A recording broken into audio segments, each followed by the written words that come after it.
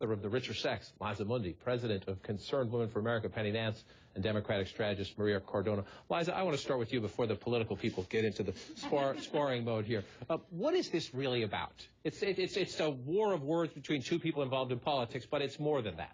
Right. I mean, the narrative of women in this election just keeps bringing up things that we thought we had sort of resolved. I mean, who would have thought that contraception was going to rear its head again and become a topic of debate? And similarly, the mommy wars is, I think, something that we all thought that we had put behind us. And presumably, the narrative has to do with the fight for women's votes. And this tug of war, and every day seems, you know, is it jobs? Is it reproductive issues? Is it the economy? And also, sort of, can you invoke your spouse to argue that you understand women's issues? And I would argue that both candidates actually are doing that. I mean, the president has also described himself as a father and a husband, and therefore he understands women's issues. And that seems to have not been resolved either, the position of the spouse and how much of a sort of a bona fide the fact that you're married to a woman is when you're arguing that you understand women's issues. And you mentioned it could be about votes. Let's look at the gender gap, and it's huge right now. This is the ABC News Washington Post poll.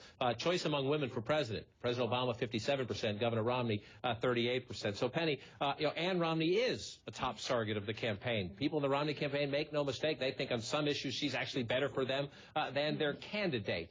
So if she's going to be so public, if she's going to be so high profile, does this come with the territory?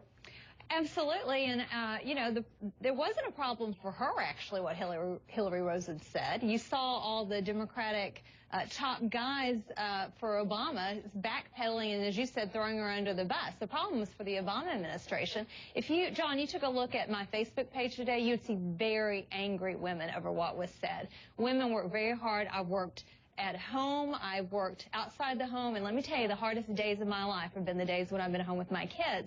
And we found what she said disrespectful and divisive, and it's par for the course of how this campaign's being run by the Obama White House. You're shaking your head. Go ahead. Look, Hillary did apologize, and she understands that yes, she did. She did, and it was heartfelt. I know her, and it was heartfelt. But she acknowledges that it was a poor choice of words. If you look at my Facebook page, you see a lot of women who actually agree with what she said. And the reason is because underlying all of that, the point that Hillary was making is that you cannot, as a presumed presidential nominee for a party, basically as an answer to that you give to a woman voter in a campaign rally, an answer about an issue that they're asking about. You can't say, look, I wish my wife was here because she's so much better at answering these questions. You can't dodge that and then expect people to look at you and say, yeah, this guy understands women. No matter how articulate Ann Romney is, she's charming, she's smart, absolutely, she's an asset. But she is not the one who is responsible for coming up with the issue platforms that are presumably going to be the ones that he's going to fight for in order to close the gender gap. Well, you'd be surprised. I actually agree in part of what you're saying. I think that Mitt Romney does have to learn to give voice to women's concerns better on his own. But she was not saying that. What she was saying is, as a stay-at-home mom, that Ann Romney had no perspective on economics. And I would argue that women in America, women who are making tough choices every day at their kitchen table about a budget, should be the ones talking in this White House because we're $15 trillion in debt. We make tough decisions. We understand economics. Women are likely to be, if history stays on track, the majority of the votes this November. Is this a silly debate for women at large who are not creatures of Washington? I say that with no offense. I'm a creature of Washington. But out in the real world?